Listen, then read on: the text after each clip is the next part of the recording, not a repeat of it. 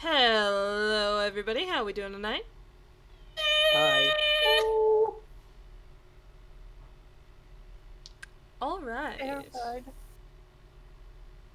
So,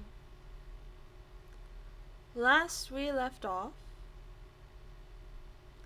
Locke and Borun had succumbed to the dream that they were in.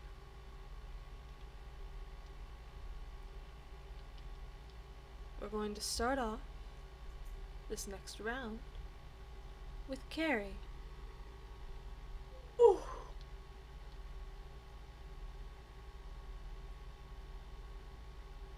Ceri, you are walking through this forest that at first feels so very familiar to you. Feeling the autumn leaves of the autumn sector of the Feywilds crunch beneath your feet. And then the natural magic that you feel just surrounding you here in the Feywilds starts to fade. And it starts to feel more and more like the prime material plane. It's been a long time since you were there. A very, very long time. And you can smell smoke.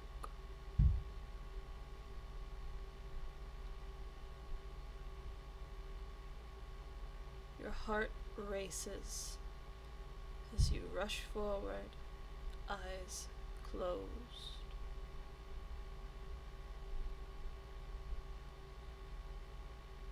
You don't know what you're rushing towards, but somewhere in your memory, you do. There's smoke and fire. There's a weight in your arms and a small horn poking against your chest. No.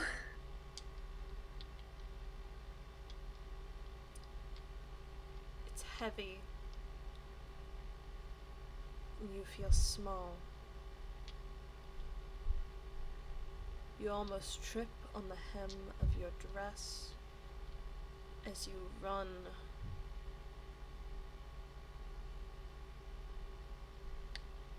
As you keep running.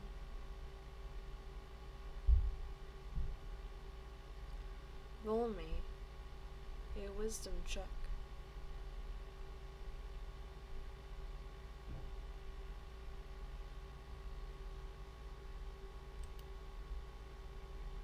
Here we go.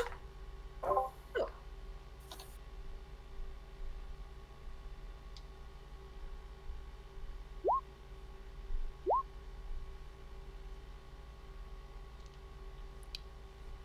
Alright.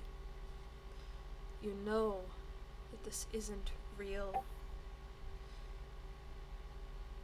The feelings are real, the emotions are real, but this isn't. This happened a long time ago and you know it, and there's nothing that you can do to change the past. Your godmother taught you that. There is no changing the past, not with wishes, not reliably. Because she's taught you the dangers of wishes and genies and thinking that you can change things that are so completely out of your control. Because everyone has limits. You know this. So you take a deep breath. You hold the whimpering being in your arms tightly to your chest. And you keep running. You can hear screams, and there's another explosion. Another, you think. You hadn't heard the first one. But instinctively, drawing on your memories, you know that this is the second.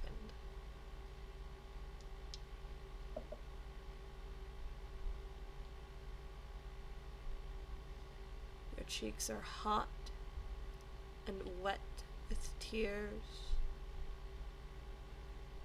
and you keep your eyes closed, and you keep running.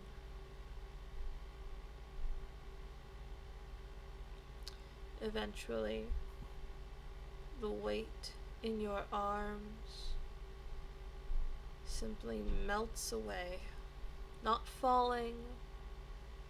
It's not that you dropped her. It's just like it was never there. Or maybe it was just a long time ago.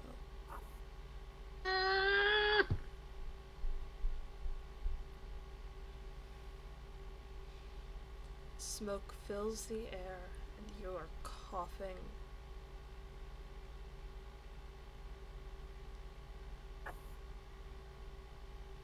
You hear a scream,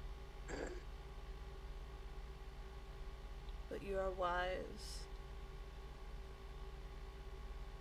You do not turn towards it, and you keep running.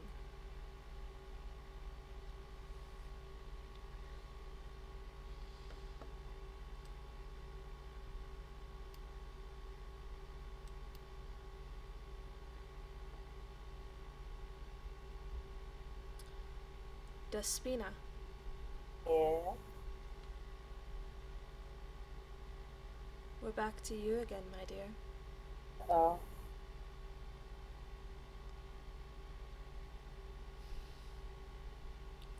You can hear two little infants screaming. Uh-oh.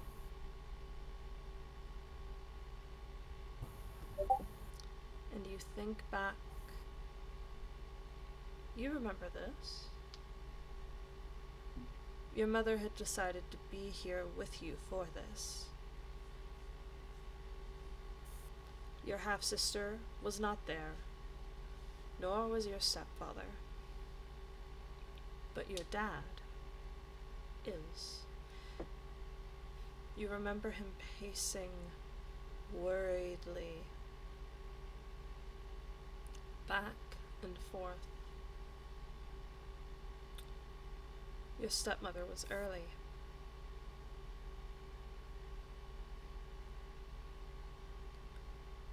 And now the babies have been born. Twin little boys. And they are screaming bloody murder as infants often do.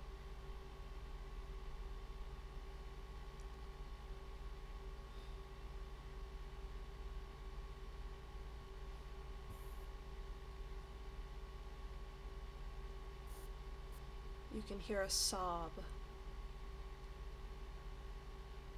First from your stepmother, then your grandmother. Twins. They're twins.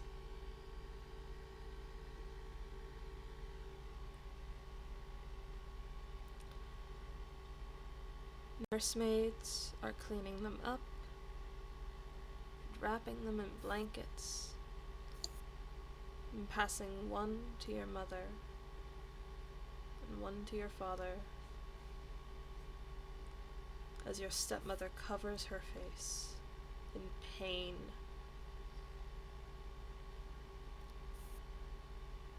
Elven twins are bad luck.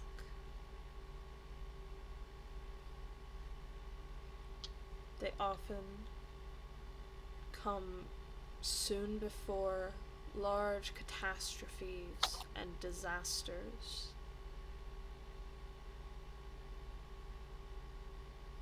You remember seeing your grandmother in pain as she looks at them,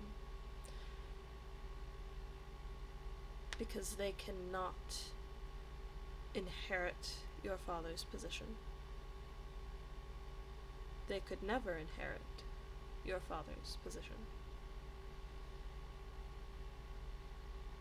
It would be too much of a bad omen if either of these twins became his one heir.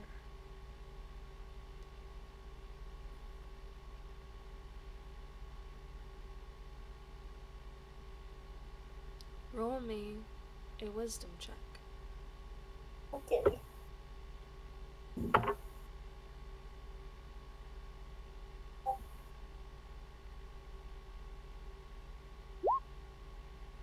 Okay.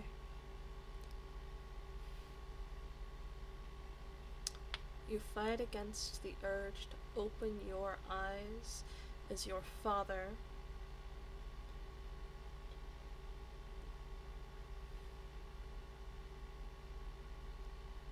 brushes his hand across the top of your head. You wear no circlet, and your hair is loose and free.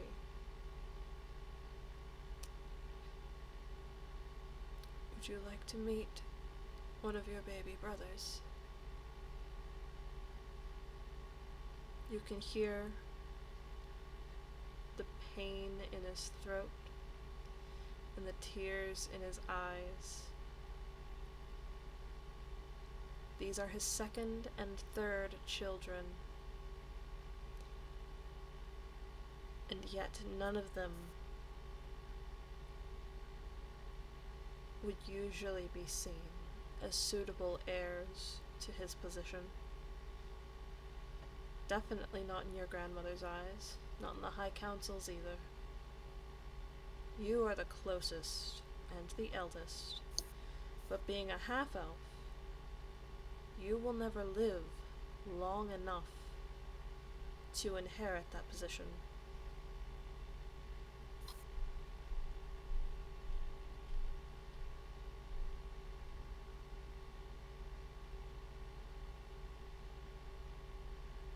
He offers you your baby brother.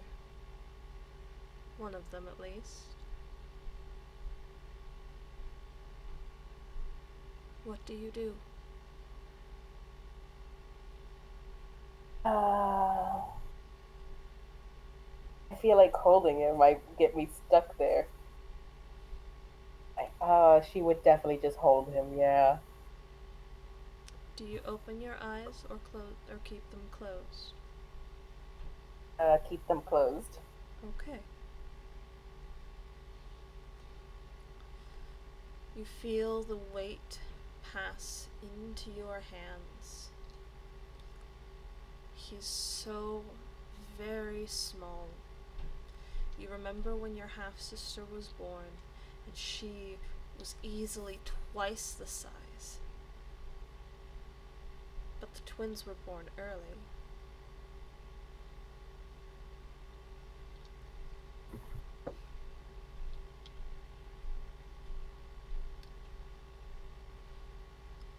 They're healthy, the nursemaid says.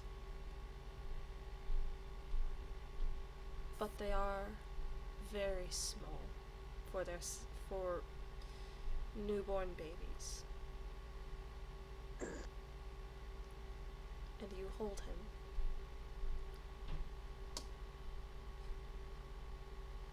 And he whimpers in your arms the way infants often do.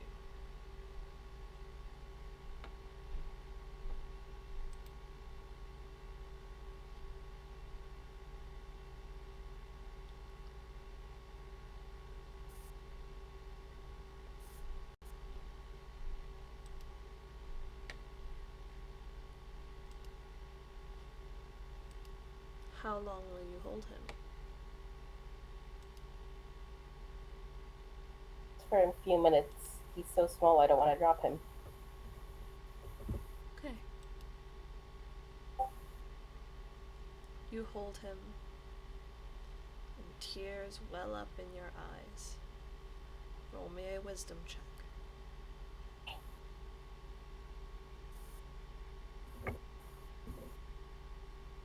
Hey, nat 20! Yay! Yay. You manage to keep your eyes closed.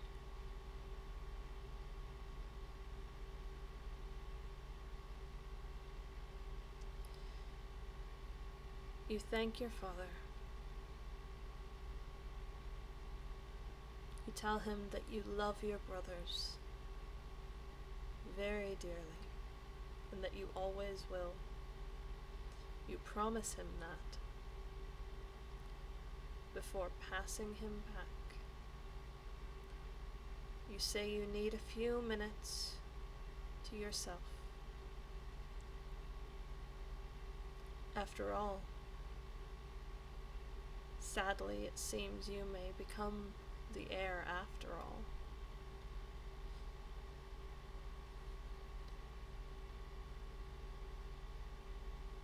And you walk out of the room.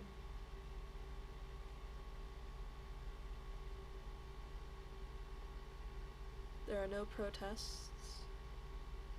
Everyone is rather busy taking care of the two brand new baby boys who've just been brought into the world in a moment of such sorrow, but at least they're healthy.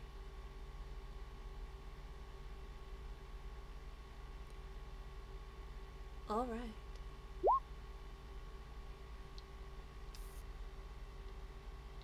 Locke, Yes. you're surrounded by darkness. When you look down at your hands, you can see them. But the entire world around you is just inky blackness. You're not standing on solid ground. You're floating. You don't know if you're still falling or not. It's hard to tell.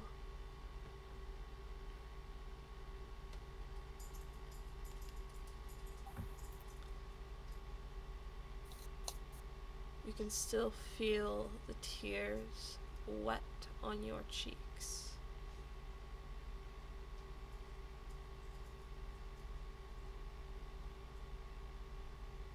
You take a deep breath, but you can't breathe.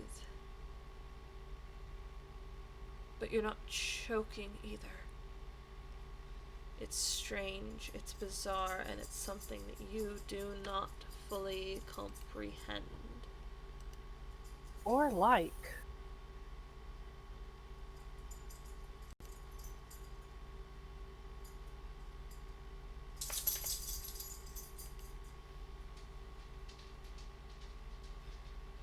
You try to turn around, but you don't even fully understand what turning around is in this particular state.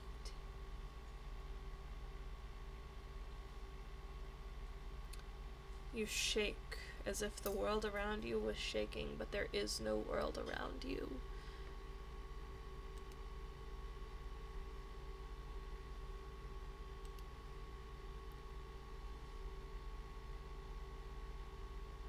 Can I yell hello?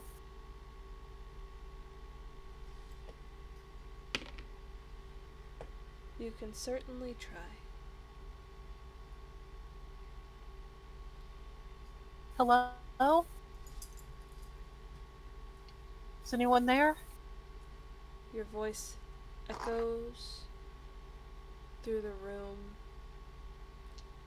and it feels like water is filling your lungs, but you're not choking on it, and it's bizarre and uncomfortable and twisted.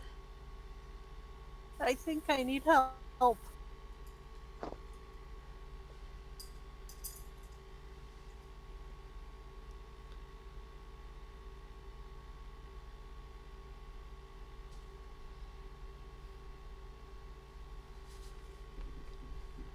You bring your hands up,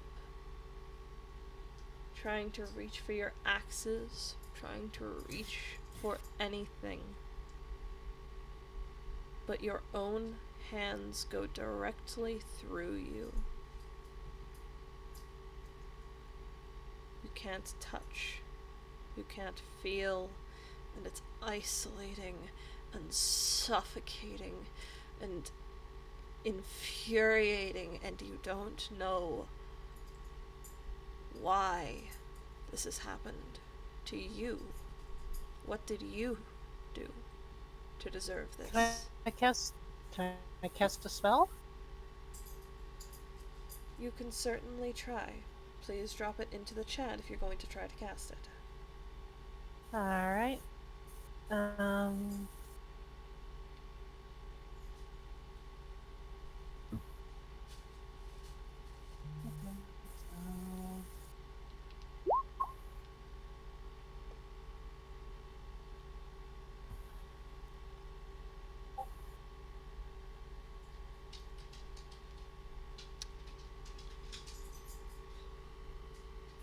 Try to cast the underwave. You try to clap your hands together to cast your spell, but they don't make contact with each other, rendering the casting impossible. Oh. Okay.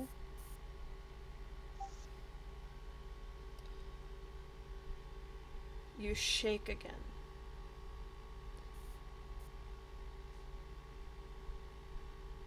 You can hear yelling, shouting in languages that you don't understand.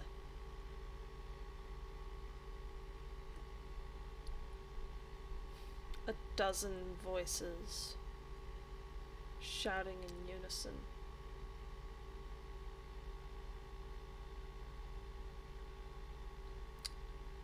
We're going to move to Borun now.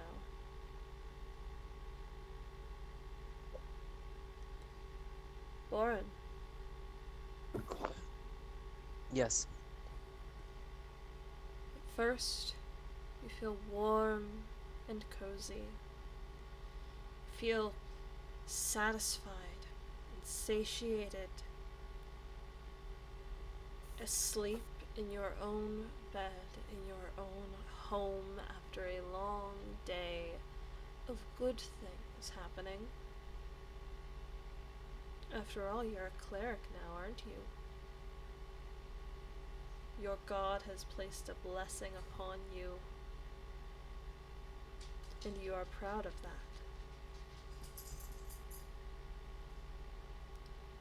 But then the darkness that at first was comforting in sleep starts to become suffocating. It fills the world around you. It fills your lungs and your mouth like water.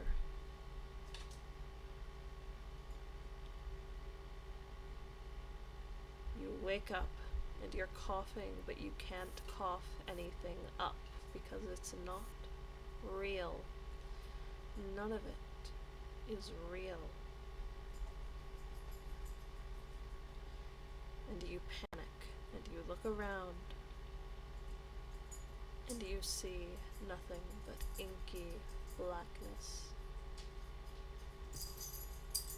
You look down at your own hands. They're worn,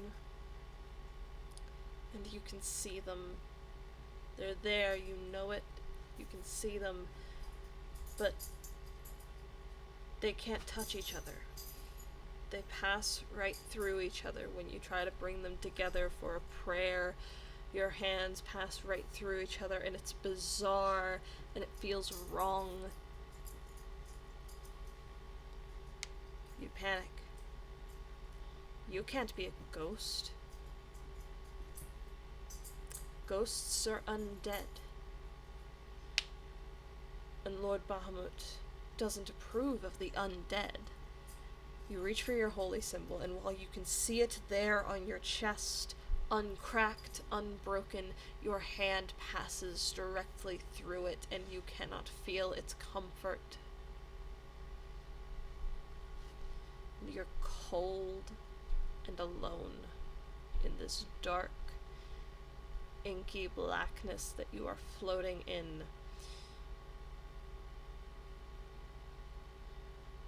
You call out for your brothers. You get no response.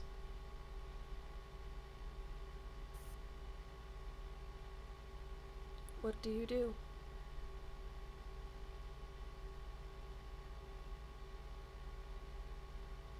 I call out for my family. I call out for friends. I call out for anyone who will listen.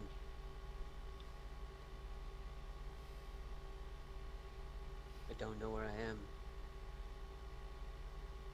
But I'm scared.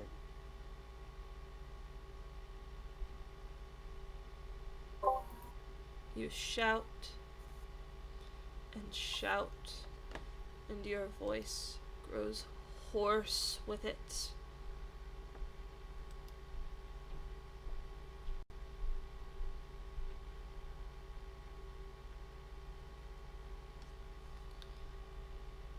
You don't hear any response.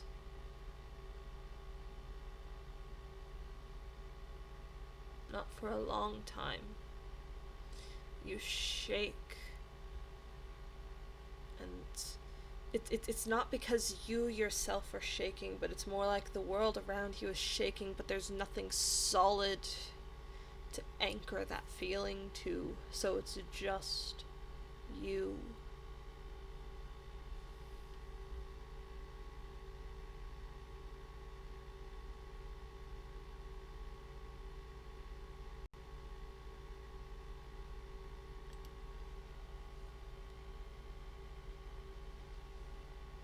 You hear voices speaking in a language that you're certain you almost recognize. It feels like you should know it, but you don't know what they're saying. It's gibberish, it's nonsense. Words and phrases and letters colliding with each other, crashing over each other like waves. It's an argument, a dozen voices shouting over each other, arguing with each other as you shake in place in the nothingness.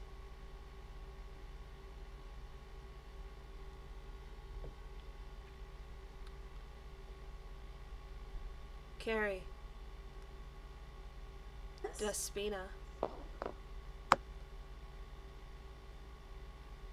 At first you are walking, and then you are running, and running, and running. You remember the soft, gentle voice that had guided you originally, and she isn't speaking. And you don't know why, but you do know to keep running until eventually the world around you almost feels like it shakes into place. It's a bizarre sensation that you don't fully comprehend. You collide with each other, crashing face first into one another.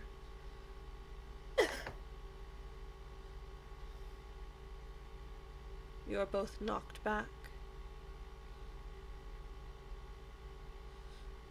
It's the first time you've simply run into anything. Every other time you've just placed your hand almost like you knew something was there, or you've reached your hand out to touch a wall. You haven't run into any people.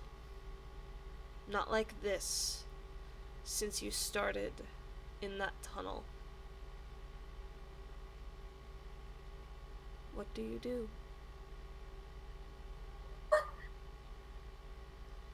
Darling, repeat yourself, you cut out. Hello?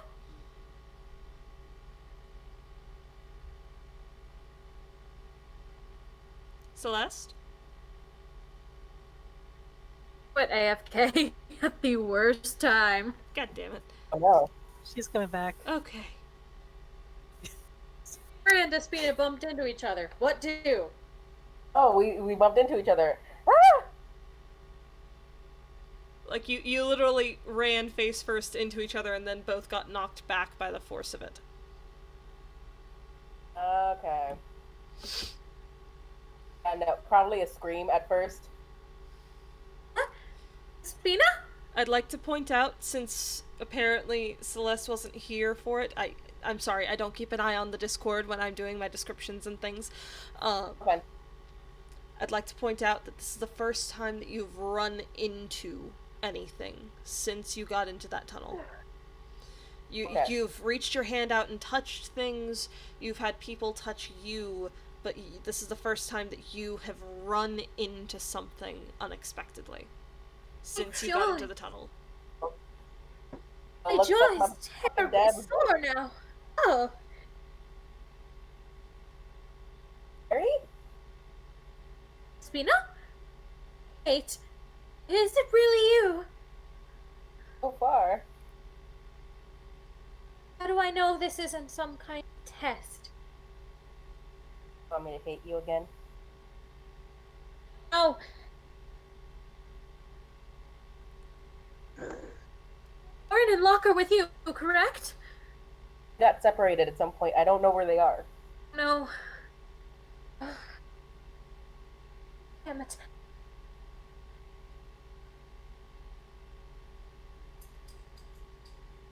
First moments of my life. I cannot.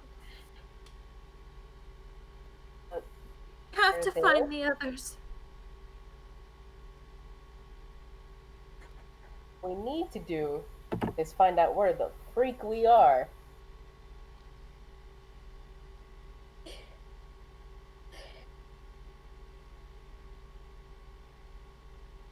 Darling, I know you said something because I can hear you through the door, but you cut out. I'm so weary. Found out. I miss everyone. Hmm. I miss everyone so terribly.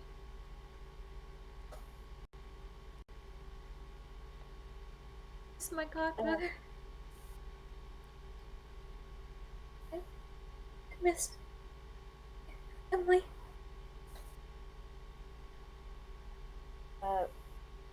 There. Awkward Pat. You even see her? I'm just reaching out for something. Awkward Pat.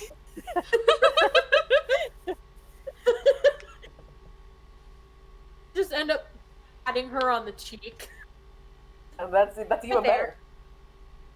I was gonna say, better watch where you put those hands on Locke's new girlfriend. Not to mention, Ceri is wearing a shitload of metal jewelry. Oh, yeah, we gotta be careful of that. 'Cause the I mean, if it helps, it wouldn't kill you. It would just kind of sting. Yeah, it'd be like a bee sting. Oh. As long as it's brief, it would be like a bee sting. The longer you touch metal, the more it hurts. Like an allergy. Yeah.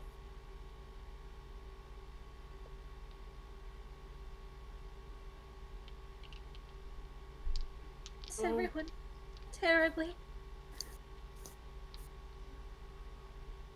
We have to find them. Oh, we gotta find where we are to find others. Let's get our bearings.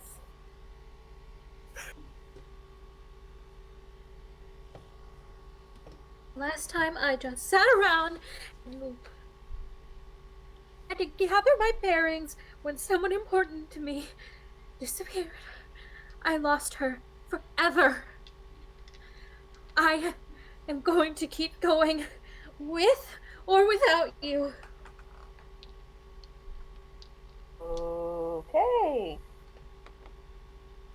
pick a direction and just find something, I guess, then.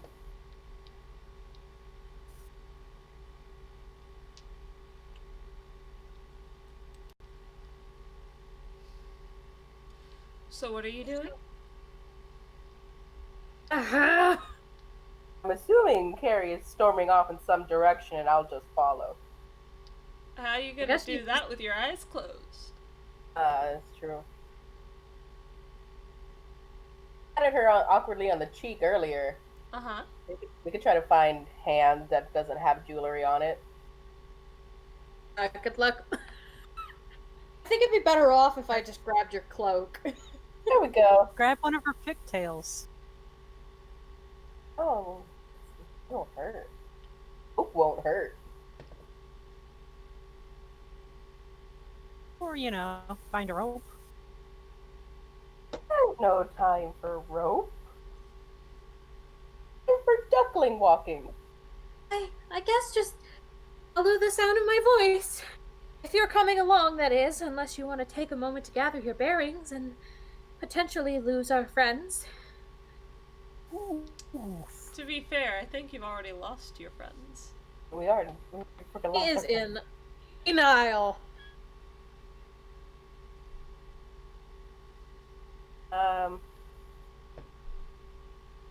Cloak and we'll just start walking, I guess. I mean, Despina can hold Carrie's tail. No, that Like, is Locke's tail to hold. I thought the tail was a no-no. It was a consideration.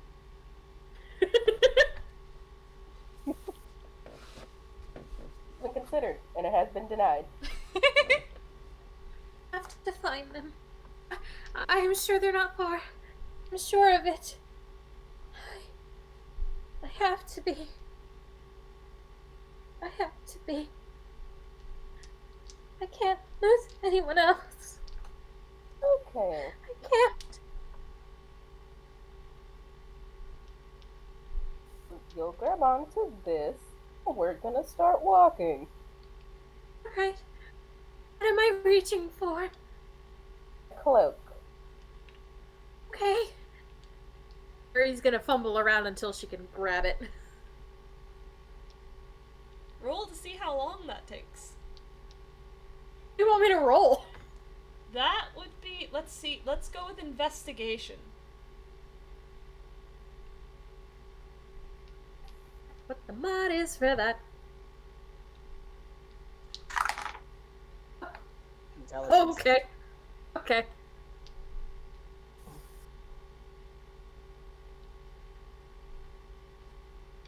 Shit, I got a math. Yeah, that's difficult. Okay. Okay, yeah. It doesn't take you very long at all. You find Despina's hand, and you're very careful because you know, oh, I've got rings, and she's a druid. And so you just kind of follow that up to her cloak. And you grab hold of the cloak, and you just follow the cloak down to the bottom just to make sure that you are hindered as little as possible. And you are now holding on to Despina's cloak.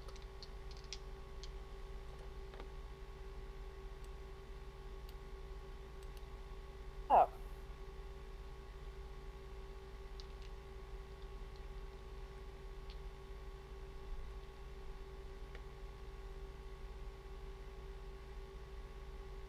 Right. Just start I'm walking, I starting to. guess. I think I am starting to understand the pain you've been feeling. Yeah, we don't gotta get into that right now.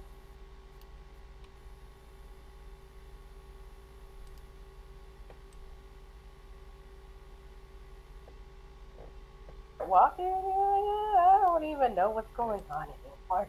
Hold on. If you will just wait for a second while I set things up.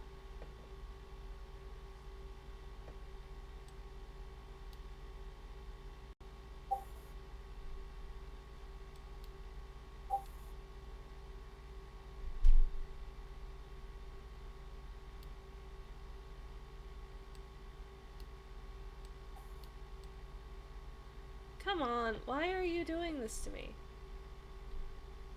Don't do this to me.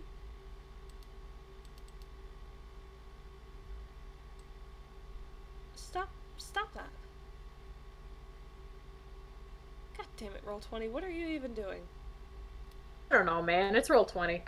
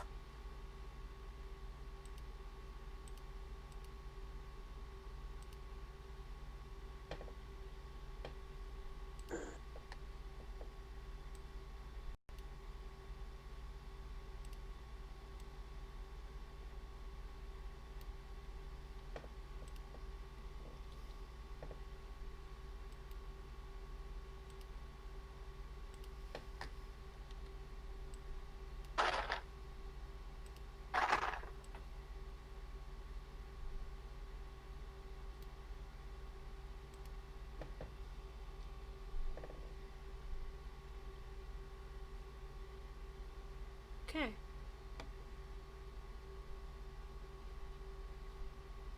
No, you behave. You will do as I say.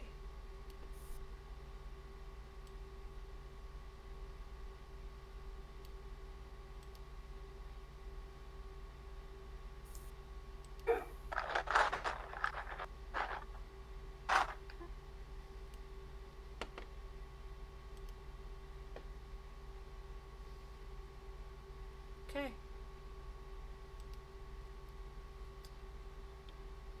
Whatever was keeping your feet sure and in front of you before isn't doing so anymore. You're not just aimlessly walking forward, incapable of bumping into things. In fact, you bump into the walls several times. Ah, You can feel the tunnel twist before you. There is no voice in your head to tell you to open or close your eyes, and in the end you have to navigate by putting your hand on the wall and just following it and hoping that you don't come to any forks that you don't notice. Your eyes are closed because you're certain now that that will keep you safe, because it's kept you safe this far, hasn't it? oh. But then again, up to this point, you were able to just keep running in one direction and not hit anything at all. You didn't run into chairs or walls or doors before. You didn't run into anything, almost as if your feet already knew where they were going, and even though you didn't register yourself turning in any direction, you figure you must have. You knew you must have.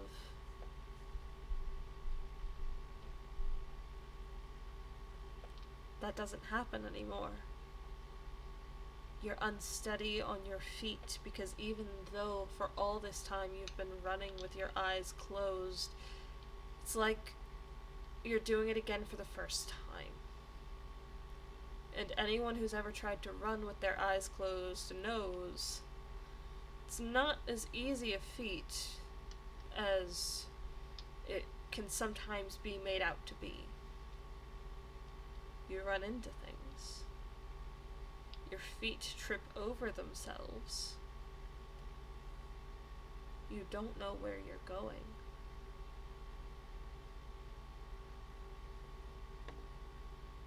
The world around you is dark and bleak.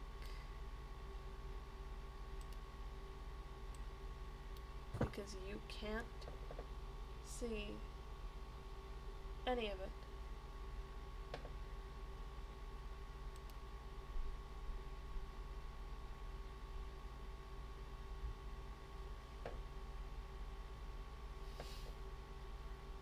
And you do this for a long, long time. I want Despina to roll me a perception, because she is in front.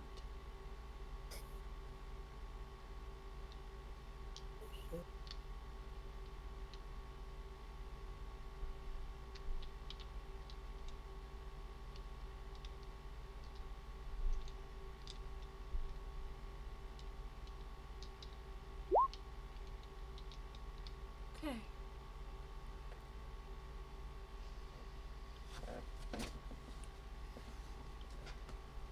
The room around you is cool, but not cold. The floor is smooth, and the wall getting smoother.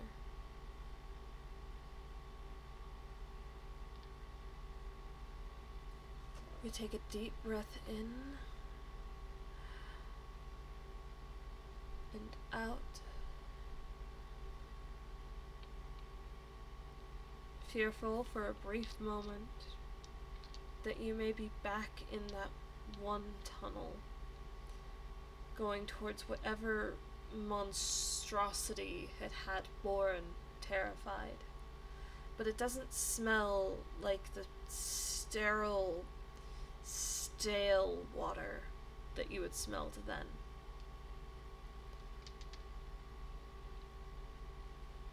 While you do smell water, it smells fresh. It smells light, like a spring rather than some nasty ass stale shit. Like swamp water. Dank. Swamp water would have made Handon feel at home. Huh? Swamp water would have made Handon feel at home, wouldn't it? Yeah. I miss him. He'll be back. It's okay. I've got plans for that. Ah, fuck.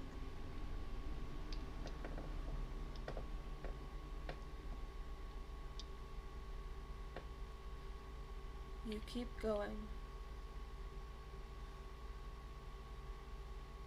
And you suddenly feel yourself going in a circle. Almost like you've reached a cul-de-sac. You're like, you're not sure for a moment if you've reached a room or if the tunnel really just curves back on itself like a large loop.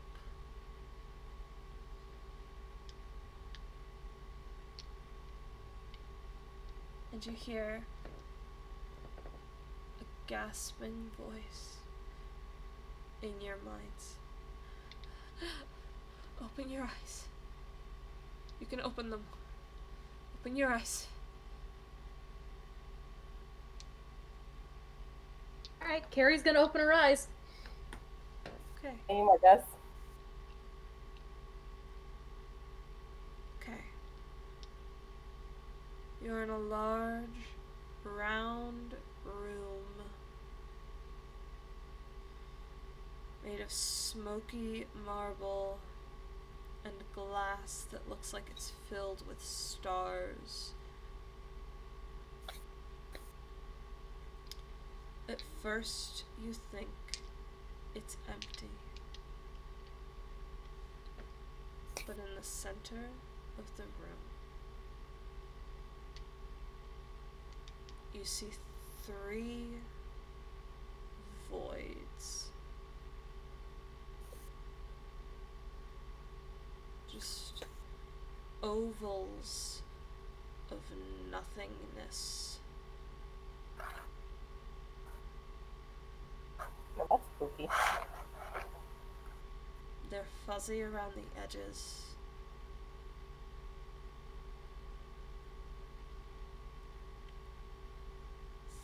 you're not sure if they're real or if there's some illusion or what's going on.